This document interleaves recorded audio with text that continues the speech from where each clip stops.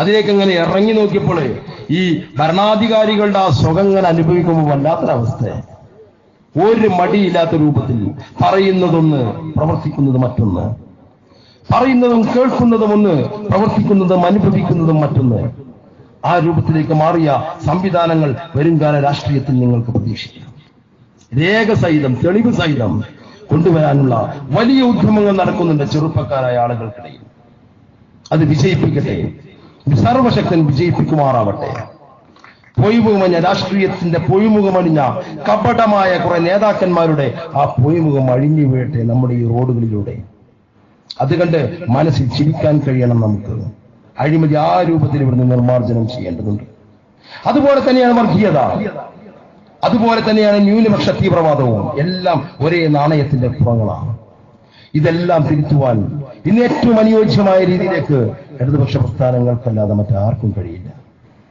പ്രത്യക്ഷമായും പരോക്ഷമായും ഇന്ന് ഈ രാജ്യത്തിന്റെ കവചമായിട്ട് പ്രവർത്തിച്ചുകൊണ്ടിരിക്കുന്നത് ഇടതുപക്ഷ പ്രസ്ഥാനങ്ങളാണ്. അതുകൊണ്ട് തന്നെയാണ് മലപ്പുറം പോലെയുള്ള പ്രദേശത്ത് ആളുകൾ ഒരുപാട് ഈ പ്രസ്ഥാനങ്ങളിലേക്ക് കടന്നുകൊണ്ടുകൊണ്ടിരിക്കുന്നത്. അതാർക്കും സംശയം വേണ്ട. നമുക്ക് ഒത്തൊരുമിച്ച് പ്രവർത്തിക്കാം. നമ്മുടെ സമൂഹത്തിലെ ഓരോ വാർഡ് മുതൽ കൗൺസിൽ മുതൽ നമ്മുടെ നിയമസഭ മുതൽ പാർലമെന്റ് വരെയുള്ള ഓരോ ഘട്ടങ്ങളിലും ഒരു പ്രദേശത്തിന്റെ മൊത്തത്തിലുള്ള ഉന്നമനത്തിന്, ആ പ്രദേശത്തിലുള്ള മൊത്തത്തിലുള്ള ഉന്നമനം ആരും ആരോടും കൈനീട്ടാത്ത ഒരവസ്ഥയിലേക്ക് എത്തിക്കുക എന്നുള്ളതായിരിക്കും നമ്മുടെ ലക്ഷ്യം. ആ രൂപത്തിലേക്കുള്ള പദ്ധതികൾ ആവിഷ്കരിക്കാൻ കഴിയും. നല്ല വിദ്യാഭ്യാസ സ്ഥാപനങ്ങൾ വരണം പൊതുമേഖലയിൽ.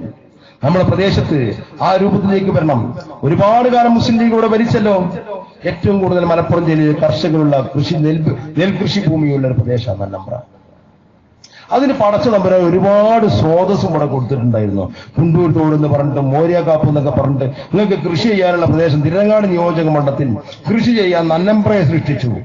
ആ നന്നമ്പ്രയെ സൃഷ്ടിച്ച് അതിനുള്ള എല്ലാ സൗകര്യങ്ങളും പ്രകൃതി രൂപത്തിൽ ഞങ്ങൾ തന്നു എന്ന് പടച്ചവൻ പ്രഖ്യാപിച്ച പോലെ അത്രയും സ്രോതസ് ഉണ്ട്. അത് നല്ല രൂപത്തിൽ കൊണ്ടു നടക്കാൻ ഇവിടുത്തെ ഭരണാധികാരികൾക്ക് കഴിഞ്ഞിട്ടുണ്ടോ? കുണ്ടൂർ തോട് എന്റെ ചെറുപ്പം മുതൽ ഇതിലൂടെ പോകുമ്പോൾ കേൾക്കുന്ന പദ കുണ്ടൂർ തോട്, മോര്യാകാപ്പ്. ഈ പ്രദേശത്താണ് ഇത്രയും ജലസ്രോതസ്സുകളുള്ള പ്രദേശത്താ കഴിഞ്ഞ വേനലില് ഇങ്ങനെ തലങ്ങും വിലങ്ങും കുടിവെള്ളമായിട്ട് വണ്ടി പാഞ്ഞിരുന്നത്. എന്നിട്ട് അതിന്റെ ബാക്കിൽ കുറെ നമ്മുടെ പ്രവർത്തകന്മാരുടെ, പിന്നെ കുറച്ച് KMCC.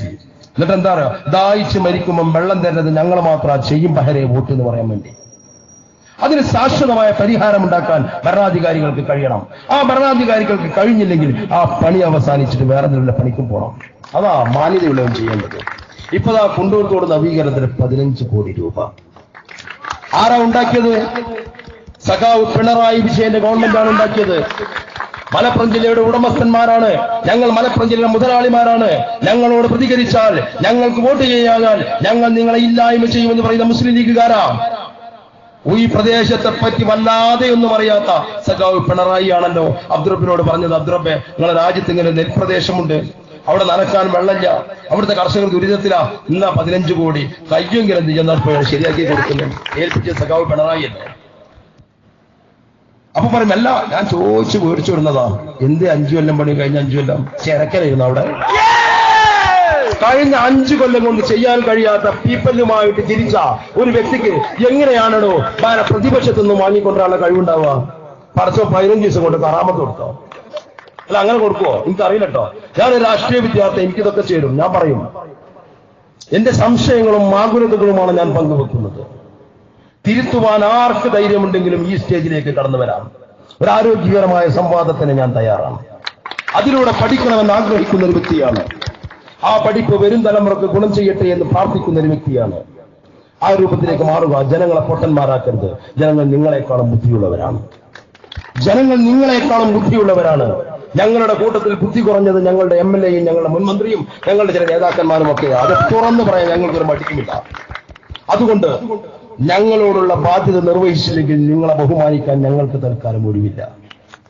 അത് ഏതൊരു ഭരണാധികാരിയോടും അങ്ങനെ തന്നെയാണ് സമീപിക്കുന്നത്. കഴിയാവുന്ന കാര്യങ്ങൾ ചെയ്തു തരാതെ ജനങ്ങളെ എല്ലാം നാളെ നാളെ എന്ന് പറയുമ്പോൾ പ്രതികരിക്കുകയും പ്രതിഷേധിക്കുകയും ചെയ്യുന്ന ജനത ഈ രാജ്യത്തുണ്ടാകട്ടെ എന്ന് സർവേശ്വരനോട് പ്രാർത്ഥിച്ചുകൊണ്ട് ഈ വലിയ സദസ്സിന് എല്ലാവിധ അഭിവാദ്യവും അർപ്പിച്ചുകൊണ്ട് ഈ വരും കാലത്ത് ഈ പ്രദേശത്ത് നന്മയുടെ രാഷ്ട്രീയ പ്രസ്ഥാനങ്ങൾക്ക് ശക്തി പകരട്ടെ എന്ന് പ്രാർത്ഥിച്ചുകൊണ്ട് നിങ്ങൾക്ക് ഏവർക്കും വിപ്ലവാപവാദ്യം അർപ്പിച്ചുകൊണ്ട് ഞാൻ നിർത്തുന്നു.